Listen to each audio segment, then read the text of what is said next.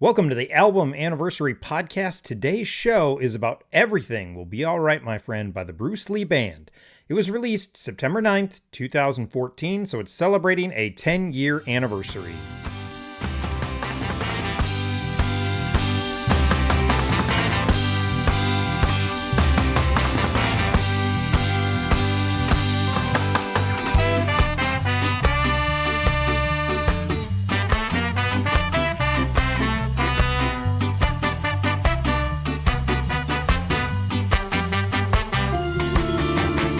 I'm your host, Caleb, or Caleb the Spy on Twitter and Instagram, and every day on those social media sites, I post about what I call album anniversaries. And look, it's just the anniversary of the album's release date. Sometimes I don't know that release date, so I've just picked a day on the calendar to celebrate that album. And that's how this all started. A couple years ago, I created this calendar to celebrate the release date of some of my favorite albums. In the last year or so, the list of albums has grown significantly, and I now have over 2,000 albums tracked on my calendar. On this show, we're going to focus on a lot of alternative rock, some punk, and my strange obsession with ska. In the 90s, I was super into the Christian music scene, and that topic comes up a lot on this show. I've also always had a fascination with historically important albums or musical events. Today, I'm joined again by AJ to ask, not answer, and I'll explain, 5 simple questions about Everything Will Be Alright, My Friend by the Bruce Lee Band. AJ, welcome back to the show. Howdy. Since you were on the show last time, you've released a book. So tell us a little bit about your book. So I released a book called Jesus and Joe Strummer, and it is about a frontman of a rock band that nearly dies of a drug overdose and comes back and has very vivid dreams, hallucinations, visions. That's a part of the book of like what exactly this is of, well, Jesus and Joe Strummer and his also deceased dad. But that doesn't really work as a title. But Jesus and Joe Strummer really works as a title. And Yeah. it kind of drives him to stop being such a terrible person and becoming a better human being. And so it's the story of this guy that kind of got consumed by the music industry and became a human car crash and then becomes a better person and starts trying to do some good in the world. Nice. How long have you been working on that? So I actually started writing it July 2nd of 2023, which is why I released it on July 2nd of 2024. And I wrote it really quickly, at least the initial version, and then it kind of sat Hmm. until I could find a way to distribute it because I reached out to like publishers and lit agents and stuff like that, and they all were like, "This is great. We just don't have any clue how to market this," Hmm. which is about right for me. Yeah. And so I just decided to do it on my own and had the great, wonderful Kylan Savage of Church Jams Now make the cover, which was kind of like the last thing that I needed to be able to release it, and was able to release it within a year of starting writing it, which was a pretty cool feeling. That is pretty amazing. Well, congratulations on that. Thank you. This is the only things I produce are these podcasts, and I feel like that is not really a comparison to writing and publishing a book, but that's pretty awesome. It's on my list. I'm a slow reader, and podcasting takes up the majority of my time. I have a list of things for 2024 that I'm going to try and get through. I'm going to try and find a way to cut back on some things in my life and get back into occasionally reading because that's good for my brain. See, the nice thing about this, or at least what I tried to do with this, is it's written. I don't know if you've seen like some of the conversations that we've had on like Twitter about it, like Rolling Stone or Hmm. NME like type deep dive. It's written like a music journalist article, and Hmm. so it's not written like a traditional book. The narrator is a journalist kind of like piecing together and writing this biography Okay. about the main character to try and make it a little bit more accessible to folks. And then as of about 36 hours ago, I have the first draft of book two. So Wow. that will be out hopefully this fall.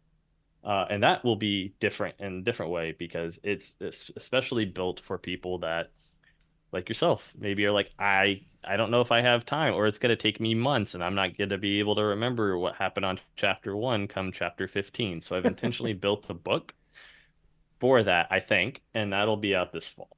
Nice. That's awesome. Well, you are keeping busy. You also have other things. You're joined the I Never Glow show with Eric McClanahan and mostly Kylan Savage as well. So I know you got a lot of things going on. We'll have to try and recap them all at the end so people can find where to find your many endeavors that you have out in the world. Yeah. Awesome. Well, let's dive into this album. We're going to go through some, like I always say, we're going to go through some fun facts. I don't know how fun they are, but we'll go through some of those, and then we'll start talking about this album. Heck yeah. People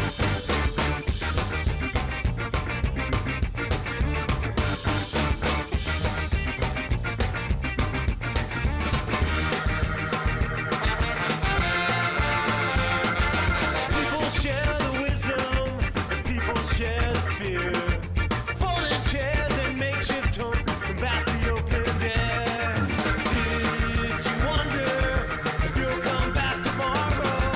Occupy the love from the bottom of my heart. Say another prayer for the common man in me. Occupy the love from the bottom of my heart. Say another prayer for the common man in me. So again, we're talking about Everything Will Be All Right, My Friend by the Bruce Lee Band. Again, as far as I can tell, I think it's on their Bandcamp page, so it's released September 9th, 2014. So my guess is about a 10-year anniversary. I'm going to try to not make this a total, like my show used to be, or just me talking forever, but there's not a ton of information out here. Really what I pulled this from is kind of some interviews and just kind of random places all over. So the Bruce Lee Band actually started back in the 90s. Mike Park had been in Skank and Pickle. He left that. He started Asian Man Records, and he did a number of different ska projects. This was one of them. Originally, it was with the RX Bandits, I believe was the original band he was doing it back with 90s. And then it kind of sat on the shelf. So he did some stuff in the 90s. He did something in like 2004, 2005. And then in 2014, they released the Community Support Group EP. And this was the introduction of a new lineup, including Mike, I'm so good with last names, Mike H. and Kevin H. and then Jeff Rosenstock. They're kind of known in kind of a certain really specific scene, but it was kind of this introduction of this new group. Kevin and Mike both play in what's called Death Rosenstock. So Jeff Rosenstock, man, this is going to be me rambling on. Just at any point you want to fall asleep, feel free to just take a nap in the middle of this. So Jeff Rosenstock, one of my favorite artists. He's a solo artist, kind of an indie, I would say an indie punk darling. His group that plays with him, he refers to them as Death Rosenstock. And it is a solid group. It is very, very unchanged. John is on bass. He goes all the way back to Bomb the Music Industry, which is another Jeff Rosenstock creation. Mike and Kevin, I think, messed around with those bands a little, but then those guys have been in it. And then Dan P., and I don't even try and say his last name, Potshast. I'm so bad with last names, but he would eventually join this group, and he's also in Death Rosenstock. So it is kind of a bit of an amalgamation of Jeff Rosenstock's group that he tours with and makes records with, and kind of Mike Park kind of joining them specifically for these ska songs. Dan P. is, of course, also from MU330, which was a not as successful as they should have been ska punk band from the 90s. You know, when ska hit, they never quite were as big as the other ones, but Crab Rangoon specifically is, if you like Weezer's Pinkerton, you want to hear a ska version of Weezer's Pinkerton. Crab Rangoon by MU330 is kind of the comparison. So that's a bit of the history, and I went all over the place, didn't even follow my notes. Holy crap. AJ, are you still awake? That's the question. I am still awake. Okay. Whew. Holy cow. Yeah, so they do something in the 90s. They do something in 2005. I think I want to say 2005. And then this comes around in 2014. And the way that this goes, and I'm just going to straight read this. This is from an interview I found from Mike Park in 2014. So he goes, so it was a side project at first, a backing band I had in 1994, and with some songs that didn't make the cut from Skank and Pickles. That's what was happening in 1984. So it was just a fun project I had. And then 10 years later, I had another batch of songs, and I used the band RX Bandits. And okay, that was just fun. I did a couple of shows. And then in 2014, I was with Jeff, and we were listening to Operation Ivy and maybe some Suicide Machine's first album. And we were like, oh, let's just make a ska punk album. At that point, we just had the permanent lineup of me, Jeff, Dan, Kevin. Before that, it was nothing serious, a fun little side project. And that is an interesting comment because he uses Dan's name, but technically Dan's not on this album. whatever. So that's kind of the thing is, and we'll get into why this is important, why some of these names are important, but that's what this is. The Bruce Lee Band is kind of this side project thing that Mike Park's been having going on. It's had 3 different incarnations, the one in the 90s, the very, very brief one in 2005, the Beautiful World EP, and then a bunch of albums, like four albums, kind of a couple EPs since 2014. They've put out a bunch of stuff. So the only other note, and this will come up again, that I have is that this thing is 11 songs and 20 minutes long. The longest song is the opening track at 2:32. 6 of these songs are under 2 minutes. The vinyl is a 12-inch, but you play it at 45 RPM.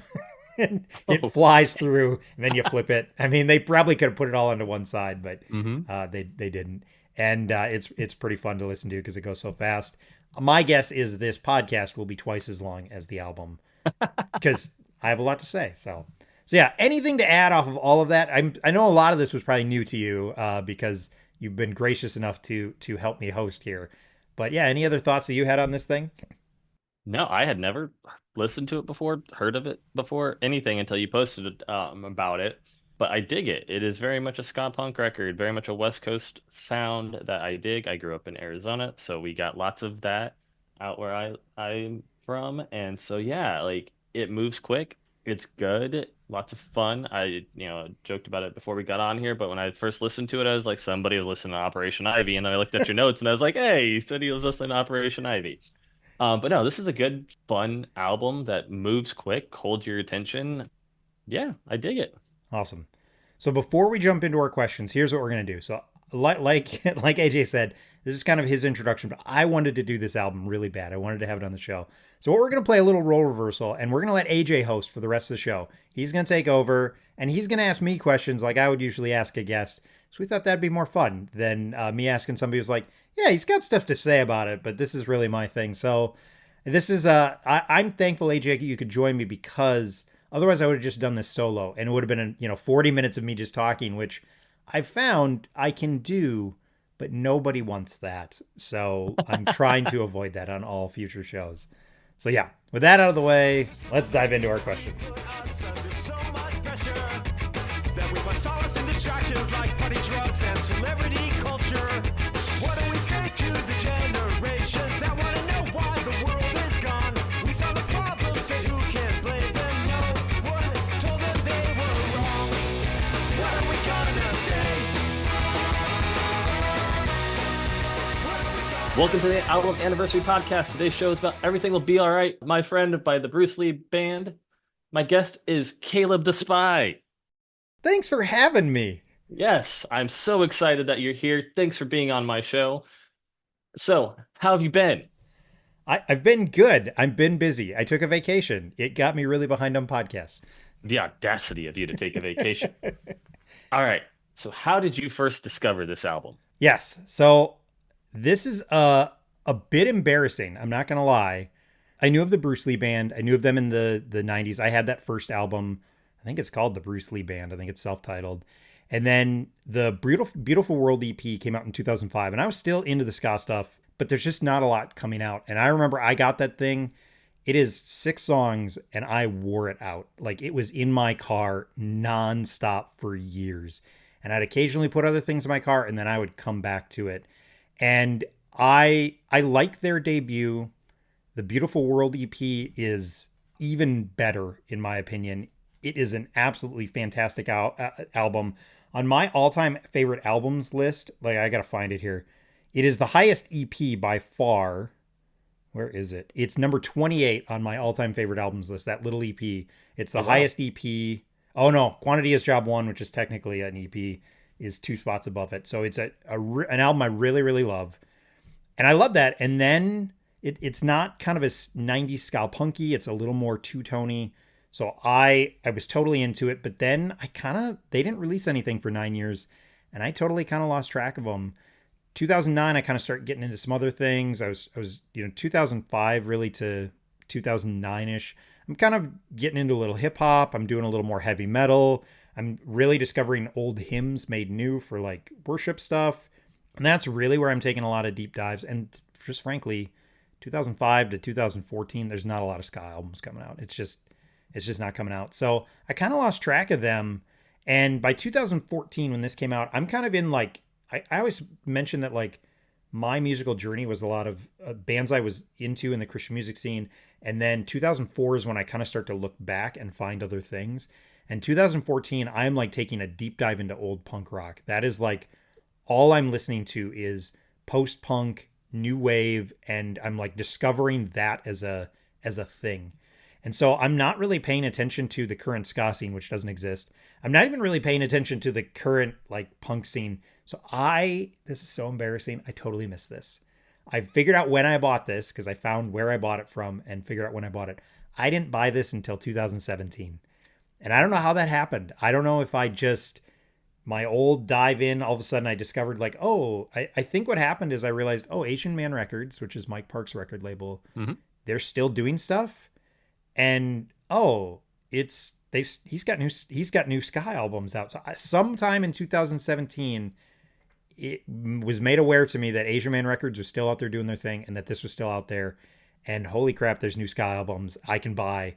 And so I went and bought. So kind of embarrassing. I was 3 years late to this album, and that was my introduction to it. Was 3 years after it came out. So yeah, That's a neat story. That's cool. I mean, you get no, it is like because you circle in and out of music, right? yeah, Like you listen to some stuff consistently, but at some point it kind of like these 10 albums and then it becomes nine of those same out then eight and then you kind of then circle out and get so back and then you come back and you find it and you're like cleaning out your car and you're like I forgot about this or yeah. whatever, right? And so or you wandering through a record shop or something like that and you're like, oh yeah, I didn't realize they released new music, so yeah, that sounds normal to me. I do think it is interesting to think about that. If you're into ska music, it is the dead space of ska. Like 2005, there's still a couple, but I really like it'd be interesting to go and see how many ska albums you can find from 2005 to 2014. I can think of a couple, but it's so limited. So I think it was out of sight, out of mind for me. And I was still listening to all the old stuff that I had, but I just kind of almost made the assumption I'm just not going to get new ska stuff coming out. And then Five Iron came back in 2011. So I think that kind of re-energized me for like punk and ska stuff. And that's when I started taking that deep dive. But I totally embarrassingly miss it. And then I remember discovering this in 2017 and then it kind of repercolated for me. And then 2020 is like, I went nuts on ska. I was like so back in love with it. Like it wasn't that I had fallen out, but it was like, oh, the Bruce Lee band's doing stuff. And so I was kind of following along with them. And then 2020, like all of a sudden I discovered there's like, not hundreds, there's tens of new ska bands out there. Which is a lot of ska bands. It is. Considering It how many is. members are in each ska band, that's a lot of people. Exactly. But no, I have a similar thing. Like in the 2020, like with the pandemic, is when I got back into like 80s punk, like the Clash and stuff like that, and 80s alternative. I think my brain was just looking for comfort and was like, hey, let's go back to that stuff. Yep. And I think 2020 became for a lot of us music people, it was like a chance to just discover because it was like, Hmm. what else am I going to do? Right. But Like yeah. I'm going to go find stuff. And you're right, man. Comfort is I live in Minnesota. So 2020 it was intense. Like Hmm. between the COVID stuff and we don't live anywhere. I mean, we're 30 minutes from the Twin Cities, but the George Floyd stuff Hmm. and all of that stuff, like there was a tension to everything in Minnesota that that year. And that like my anxiety level was through the roof. And we literally live close to farmland. Like we're nowhere near any of this stuff going on. And our community was really unaffected outside of just emotional investment in what was going on. But it was this time of like I think I was looking for comfort. That's a really good way of putting it, just to kind of try and make sense of this. And how do I explain this to my children, and how do I explain like how all of this stuff is going on? Yeah, so 2020 was I think for a lot of us, I think there was a lot of looking outward and like, what else can I get into just to kind of take my mind off of some of this for a bit. Yeah, because I mean, you see that, especially so many in our generation of like they got back into old movies or TV shows or Yeah. comics or books and stuff like that during the pandemic or music. Mm. And there's other people I've had a similar story with where they're like, I like rediscovered my favorite band from when I Yeah. was like a teenager and kind of had forgotten about like dusted off the old toys, like Toy Story or Yeah. something. and that pursuit of comfort in the face of a lot of disruption and chaos. Yeah. So, Yep. hey, but it got brought you back to ska music, which is like one of the happier, fun types of music. Even when talking about serious things, you're like, this is a very like a Five Iron Frenzy, very serious, Yeah. like lyrical content. You're like, but I'm still dancing to this. Yep. Yeah. It was Ethan Luck. I still remember the moment he posted a cover of uh, A Message for You, Rudy. He Okay. posted a little cover of that, and I was just like, I don't know if I've ever taken the two tone dive that it fully deserved, and that was my dive into two tone. Was like, Mm-hmm. I'm just gonna take the deep dive here and do research. These questions Nice. are hard to ask. Who came up with these? Man I alive, don't know. that guy's a Man, jerk. somebody. Yes, I think that's the word. Sure. There it is. There it is. Bad enough, I don't think it's worth my time. The more I keep bad enough, I don't think it's worth my time. Think it's worth my time. Trusting my innocence, claiming in dollars and cents. Count all my accomplishments and receipts. Trusting my innocence, claiming in dollars and cents. Count all my accomplishments and receipts. So, what do you love about this album? So much. I love so much about this album. Oh, questions answered. All right, we're Yeah, done. I'm Yeah. done. All right, move on. No, I'm I kidding. am What do you love about this album? I am really bad at answering my own questions. So, like I mentioned, it's one of my favorites. Currently, my last list, last time I did this favorite albums list, it came in as number 18. So, and I love that it's 11 songs for 20 minutes. I love that it just flies. And I like how the songs just kind of get in there, they do what they want, and then they move on. Yet, in my opinion, this album doesn't feel rushed. None of these songs feel rushed. They get what they want out, and then they're like, all right, well, that was good. We're done with this song. We're moving on. So, which is a really interesting dynamic for me for how fast they are. And I don't mean fast like they're not all just speed metal, but they're just how quickly these songs are over, but yet it doesn't feel rush. I do like the variety. Yes, it's a lot of ska punk stuff, but they slow enough songs down to throw enough little variety in there. There's a couple other moments where Mike isn't on lead vocals Hmm. that give a nice little transition. I don't think there's horns on every single song.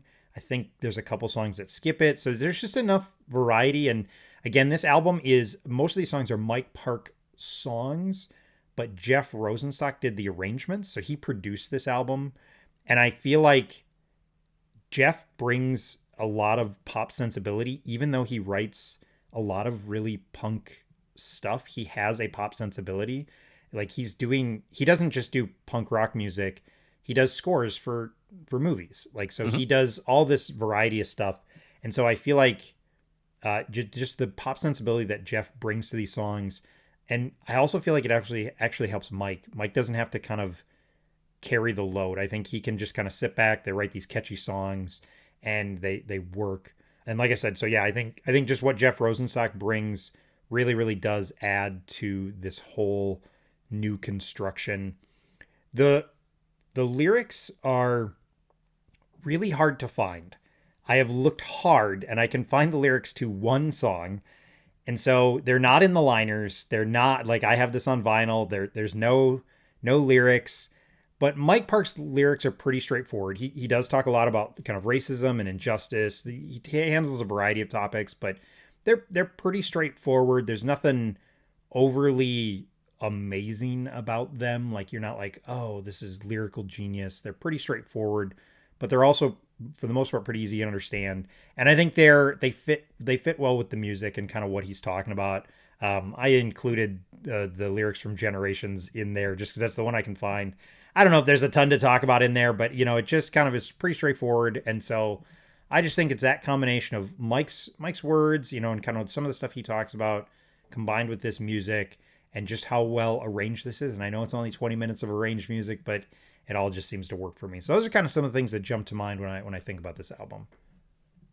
Kind of going off one of the comments that you said about the variety of this, one of the thoughts that I had when listening to this was like it almost seems like a sampler of like that West Coast third Hmm. wave ska punk sound from like in the 90s, right? Where they're like, okay, a little bit of Sublime here, a little bit of OC Supertones, a little bit of Real Big Fish, like kind of moving their way through all the different like West Coast ska bands during that Yeah. time. But like again, Operation Ivy was obviously in the late 80s, so there's definitely some influence there. And I flat out think that there's some Clash influence, Hmm. especially in like the lyrical delivery. But yeah, it really feels like the sampler of like what was going on about 20 years before in California when it Yeah. comes to that scene.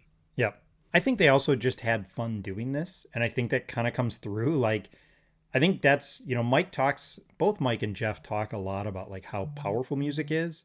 But I think they also just kind of want to have some fun with it. And so I think there's something to that of like, they just were like, they literally said, we were sitting around listening to Operation Ivy and we're like, we could do something like this. We should do something like this. We become friends. Let's do it. And so like, I think there is something about that too of just, four or five guys sitting around having a good time together, making music. There's something just powerful about that. And that works usually, hopefully. Yeah, it does. It works on this.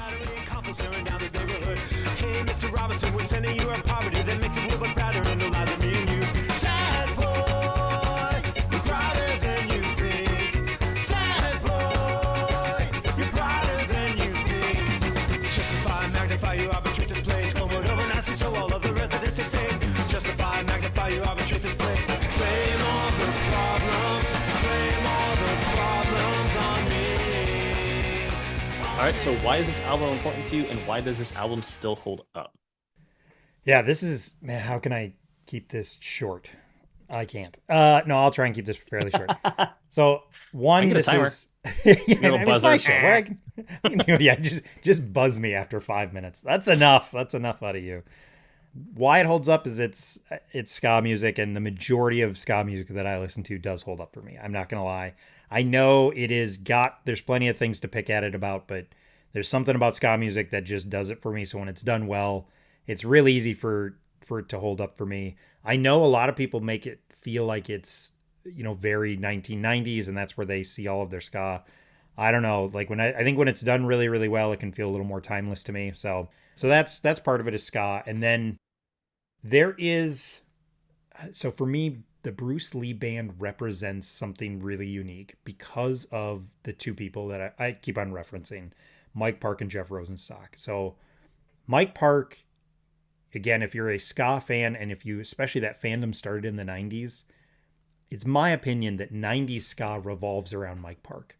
Yes, he is kind of he is in Skank and Pickle.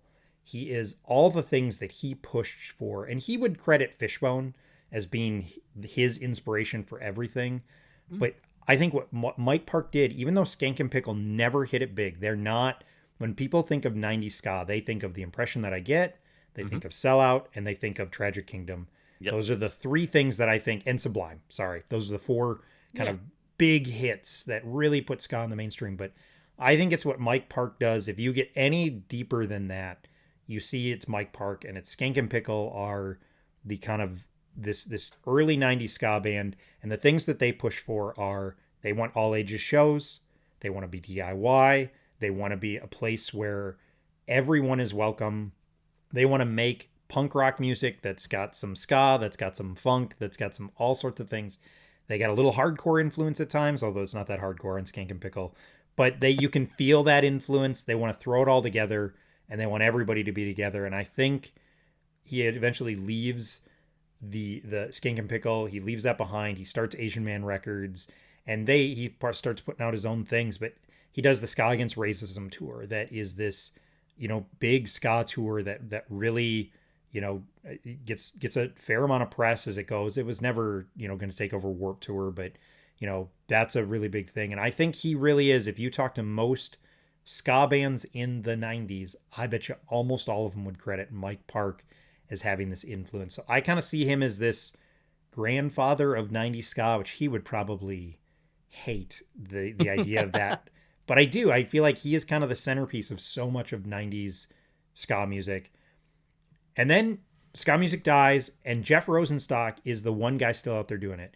He has a band called The Arrogant Sons of Bitches, and they're continuing on into the 2000s. And he drops that, and he starts Bomb the Music Industry, which is not a ska thing. It's more of a punk collective than a ska collective, but it's got enough ska in it that he keeps on going. He keeps on doing his thing.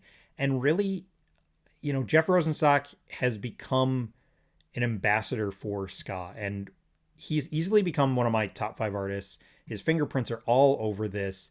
You can tell he loves ska music. He still puts out the occasional ska tune. He put out an album in 2020 called No Dream, and then in 2021 he put out the exact same album called Ska Dream, and it was just every song remade as a ska song. He Oh, barely interesting. changed the words. It was a joke. It was like started as like a pandemic joke. He's like, "What if we just redid my albums as ska albums?" And they're like, "That'd be funny. Let's do it." Okay, we did it. And he's been on some ska compilations. He really is kind of an ambassador for that, even though he is like, again, he's in Pitchfork. Pitchfork rated his last album higher than Taylor Swift's last album. Like, Pitchfork loves him. He's got this indie movement. He has become like a huge artist for me, but he still is kind of that. In a lot of ways, I see him, even though he's not necessarily doing ska music regularly, he kind of has become the new Mike Park in a lot of ways. Like, his best album is Worry, from 2006, no, 2016, I don't know. His best album is Worry. In the middle of that song, in the middle of the back half of that album, there's just a ska song just thrown in there, just unambiguously, no hiding it, just like, here it is. Here's the song called Rainbow. It's a ska song. Just suck it up, Pitchfork fans, because here it is. So that's, I think, what makes this album so important for me, is kind of these two guys who are, kind of the center of the ska universe for me in a lot of ways. And that's really overstating it, because Five Iron Frenzy is the center of my universe.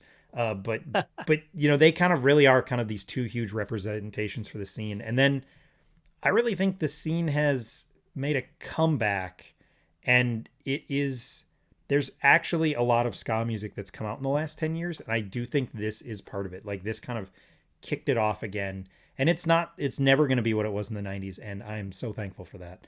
I don't want it to be what it was in the 90s, but I think that's really cool to kind of see this as like a Bruce Lee band comes back. Mike Park starts doing ska music again. And all of a sudden you kind of get this small explosion of ska bands going on again. So I think those are reasons that I find this enduring, and it means a lot to me, and it holds up. So, whew, man alive, I can talk. I mean, yeah, like Catbite is, come out in the past decade. I mean, Yep. Brian Fallon from Gaslight Anthem did a ska song with them, right? Yep. Like, they went on tour with Gaslight Anthem, and so it was them, and then Donovan Woods, and then Brian Fallon. I was like, Gaslight Anthem. Only with Brian Fallon does a ska band and then like a coffee shop folksy, like Grey's Anatomy background check band makes sense as openers, because Yes. Brian Fallon. Yeah. But like, yeah, Catbite comes to mind when you talk about this generation. At least Yep. that's what I know. And it seems like this generation has a lot more. I mean, Interrupters obviously as well. Yep. And it seems like this generation's also like kind of building on the similar ska punk sound. I mean, Catbite's a little bit different. And again, Yep. probably some ska expert is like screaming right now, being like, "No, Catbite and Interrupters are completely different types of ska." Yeah, but they're kind of building off of this, I think. Yeah. And the success of the 90s. So yeah, it is kind of neat to see a couple of bands coming back and seeing kind of like some of the old guard, like the Interrupters, I think really like Rancid had, Yep. Tim Armstrong, and going back to Operation Ivy, like seeing this again, like as a grandfather of this. I think that's another person that would be mentioned as like how Yeah. in the world has ska survived in America? Well, Mike Park, Jeff Rosenstock, and Tim Armstrong to an Yeah. extent, like guiding it on to the next generation. Yep. Yeah, it's little things like the Skatoon Network is this YouTube channel. Yes. They've blown up. Their solar work comes Mhm. out under JER. Yeah. I think it's pronounced Jer, and that's really, really good. His covers are fun. Yeah, I mean, there's a lot of really interesting ska bands that are out there, and I think they are having to navigate it. Like, it is not what it was in the 90s. They're not, like, there's a band called Bite Me Bambi out of LA, and they seem to have just kind of embraced the idea that, like, we're never going to do an album.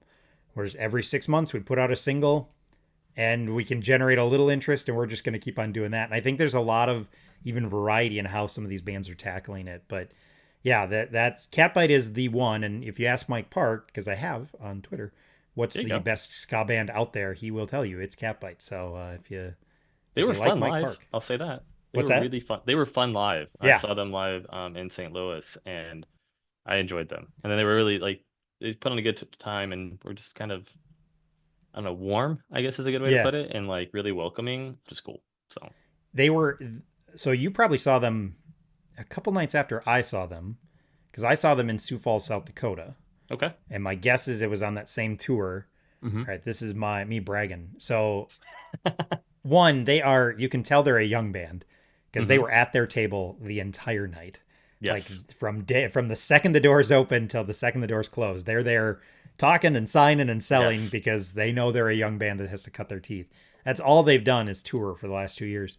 So that show, I was like, I was gonna get off work early. It was a Friday night in Sioux Falls, and I live 4 hours from Sioux Falls in the Twin Cities. And threw it out on Twitter. I was like, oh man, I was thinking about going at the end of the week to see Gaslight Anthem and Catbite in Sioux Falls. And I just threw it out there, and Catbite, their Twitter account, responded, and they was like, "Well, if you come, we'll put you on the list, and you can get in for free."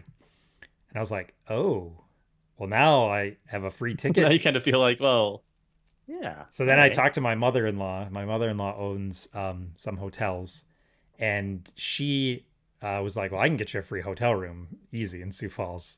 So I was like, "Okay, now I just gotta get off work and drive down there and make it." So I totally busted my way down there and got in the got on the guest list. The only time in my life I've ever been on That's a guest awesome. list. Yeah, so I got to go But to be see. fair, if you end up on a guest list, if you're like Caleb has ended up on a guest list, like ska band, right? Like that Yeah, it's for a yeah. ska band.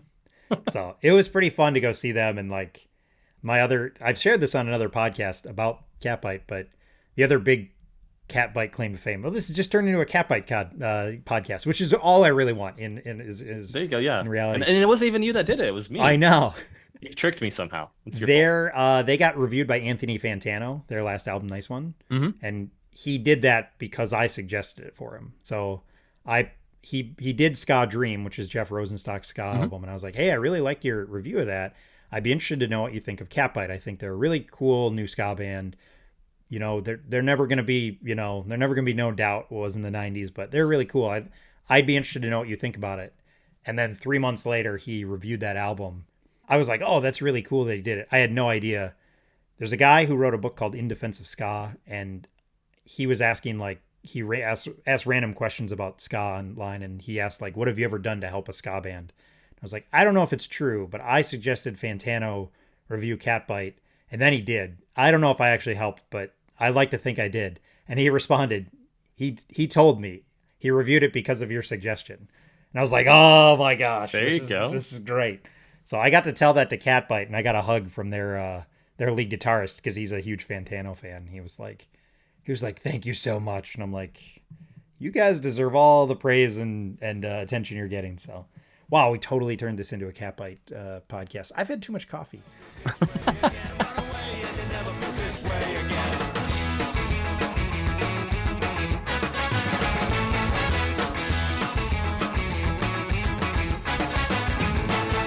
And your chips and the test as they mock you on the wrist. Take a breath for all the lovers of procure of the flesh. Walk alone, walking past as a leader in the back. He can buy your love with pain, he can make you go insane. Run away and you never feel this way again. Run away and you never feel this way again. Run away and you never feel this way again. Run away and you never feel this way. All right. Well, then to get us back on track here, since I was the one that got us off track.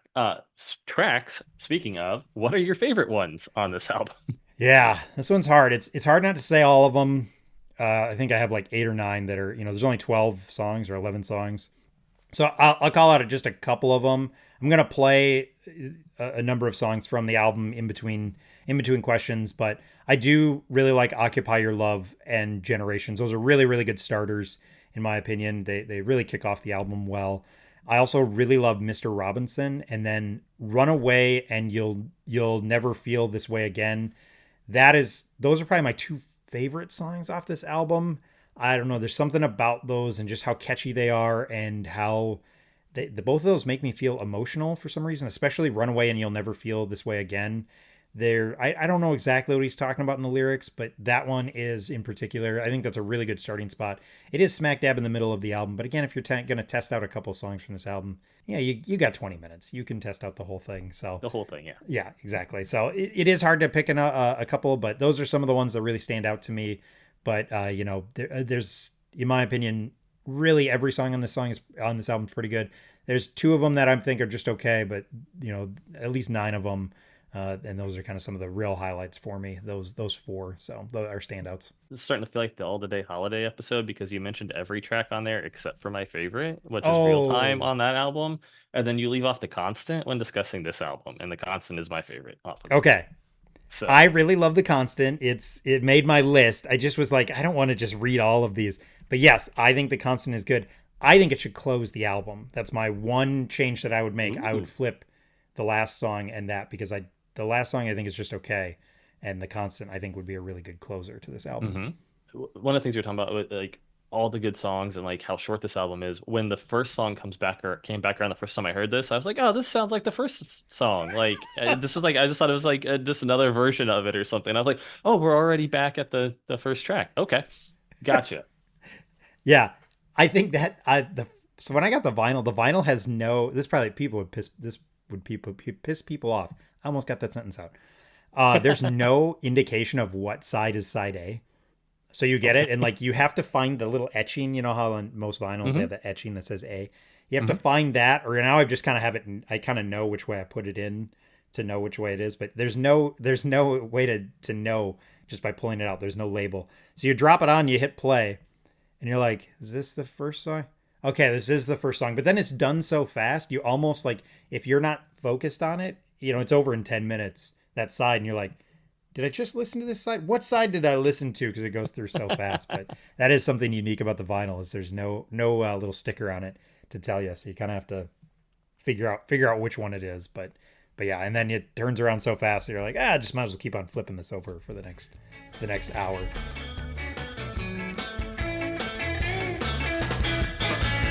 Struggle through months of pain and confusion, paying the price of another man's loss, cracking the spine in hopes of a reason.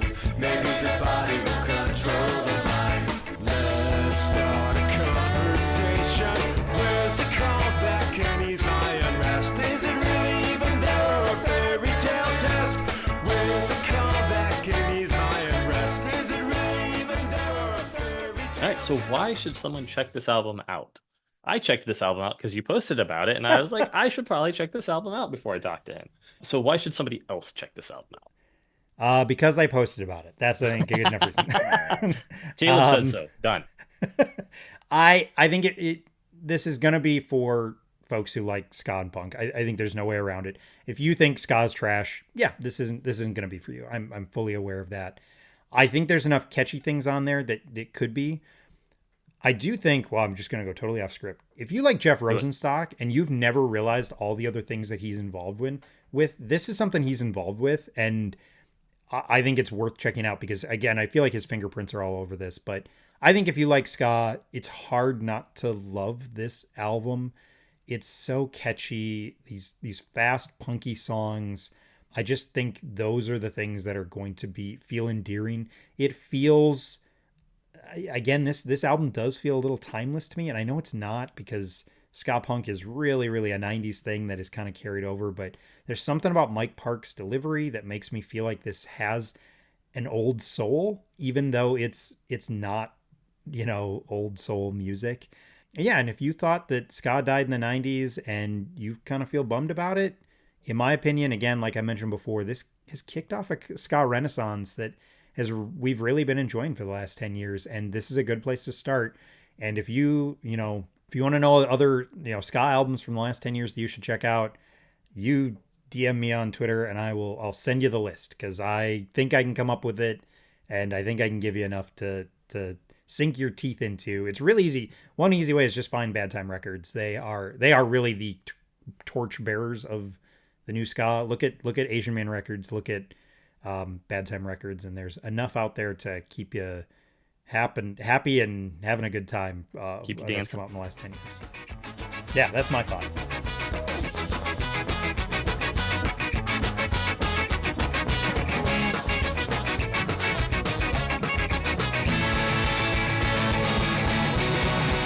Why does the city have no place to play, but the bars could stay? Fill the streets with litter and a crime to pay. If we can sing along, share a special song, listen to the sound that will share our wrongs. We know they won't be listening, so we set up our various shows, backyards and basements and homes.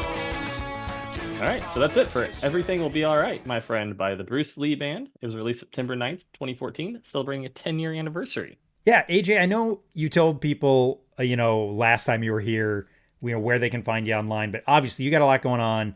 Give us one more pitch for where people can find you online and things that they should check out from you.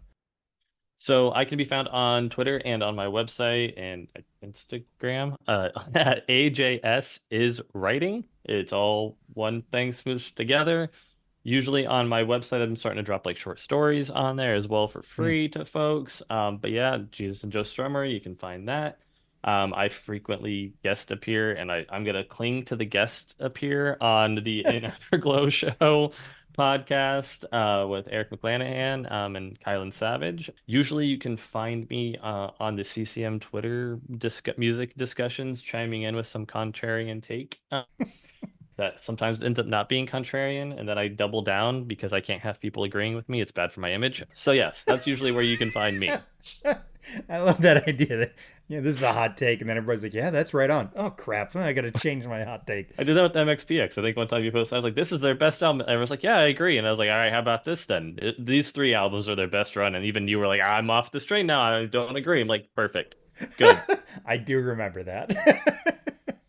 What 3 was it? What's your 3 that are their best? Now I can't even remember because I'm not thinking of MXPX off the top of my head. I'd have to go and take a look at that. Oh, I'd have to go find the Twitter post. It's a wasteland. But yeah, usually also I guess where they can find me is commenting on whatever album you've posted. Usually about once a week there's at least something that I'm like, I've got thoughts on this album. Here are the tracks you should listen to, or here's why I think this is redeemable and people don't like it or whatever. So yeah, usually you can just find me under one of your posts. Well, that's good. I'm glad people I'm glad it's an outlet for you to share thoughts on albums. Trust me, my wife is glad too that I have somewhere to get that out, so she doesn't have to be like, why do I need to hear your thoughts on like some 2005 indie album that I've never even heard of that band?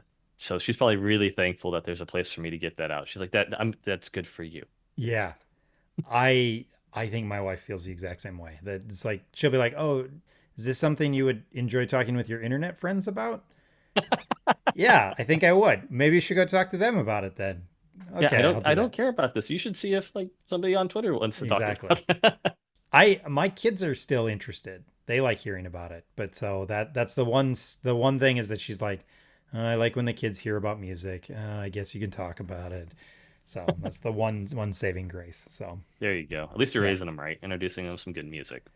I don't know if that's true. I am raising them, introducing them to music. I don't know if it's anything good, but it's the music I like. So yeah, it's good. I'll say it. Well, that's good. I'll let her know that you approve. Awesome. Well, AJ, I can't say thanks enough for hosting the show today, letting me ramble on. I've realized how hard this is to do. I now am questioning all of my questions because I just rambled on. Holy cow, this is going to be a nightmare to edit. I've made my own grave, and now I have to deal with it. So don't edit. Yeah. It's fun. It's good. You're passionate about something. I genuinely was smiling. I know that you don't really have a video component to this because I love when people are talking about stuff that they love and are passionate, can nerd out about. Like you hit your flow of like nerding out, and it was cool to see. So like, don't edit it out. Like embrace it. Like people know what they bought the ticket, man. They bought the ticket. They're riding the ride. They know what to get on this show. Especially, hey, it's a ska album, and Caleb's doing the talking. Okay. Yeah, at least it's not 2.5 hours of me talking about it because that used to happen too, and just rambling on. Get you. So awesome, AJ. Well, I can't say thanks enough, and yeah, we'll. I don't have a closing. Well, thank you for joining me on the album anniversary show. I guess today Caleb has been wonderful. You can find him at Caleb the Spy on Twitter, I believe, and elsewhere under that same one. So yeah. Awesome. That's it. That's the show. Adios, Bromigos. Thanks for listening. Hey, there's a pyramid mix, still burning these wicks as we all tumble down. Hey, many others are quit, but we stand up and stick to the love we have found. All the good men waiting for the concert. Thanks again for listening to this episode of the Album Anniversary Podcast. Thanks again to AJ for joining me to help me kind of talk through Everything Will Be All Right, My Friends by the Bruce Lee Band. It was great to have him on the show just to help me, host for me and allow me to answer these questions. I've realized how hard these questions are to answer sometimes and how easy it is to spiral out of control. This is me at my most manic. So thanks for listening, and I'm so sorry for making you listen through this whole thing. Let us know what you think. What did we get right? What did we get wrong about this album? If you've listened to this album, what are your favorites from it? If you've never heard of this album before, yeah, check it out. It's worth listening to. Again, it's only going to take you 20 minutes. You can fly right through this. You can find me on Twitter at CalebTheSpy, no spaces. I'm also on Instagram, CalebTheSpy with underscores. And you can email the show at CalebTheSpyPodcasts, that's with an S at the end, at gmail.com, no spaces or underscores. If there are albums that should be on my calendar that need to be celebrated, let me know. I'll try and get them added. I am super behind, but I will do my best. If you're interested in joining the show, the easiest way to do that is really just to follow me on Twitter. I'll try and post about an album that I have that's coming up that I am potentially wanting to do a show about. If you're interested, you can hit me up and we'll try and make something worth it. I know some people are looking ahead in the calendar trying to find albums. I want to make that happen as well, but it gets really tricky to do. I've got, albums that I'm hoping to do. So that's the easiest way to do it. Follow me on Twitter. I'll throw stuff out and say, hey, who wants to join me for this show? If I don't have somebody in mind or somebody hasn't already hit me up about that album. Please subscribe and share the podcast. If you're so inclined, leave a rating or review. I have heard it's an effective way to spread the word about podcasts. Most of all, I do want to say thanks if you engage with me at all on social media. I put a lot of time and energy into setting up daily posts. So here, seeing people get kind of engage and get excited to, rediscover an old album is always a thrill. If you enjoy this show, you might also enjoy the other show I do with my friend Scott. It's called I Survived Youth Group in the 90s, and it's not just a podcast where we reminisce about our youth and our youth group experience, but we're trying to go back and interview fellow 90s youth group kids and some kids from the 2000s and just kind of hear where they're at now, whether they've left the faith or they're still at the same church they were raised at. We kind of want to hear about that youth group experience and how it's impacted their lives, no matter where they're at now. The music you hear at the beginning and the end of this show is the instrumental version of the song Sing It Out at Street Level by Peg and the Rejected. Thanks again for listening, and hopefully you come back for more, because this was crazy. Thanks, everybody. Talk to you soon.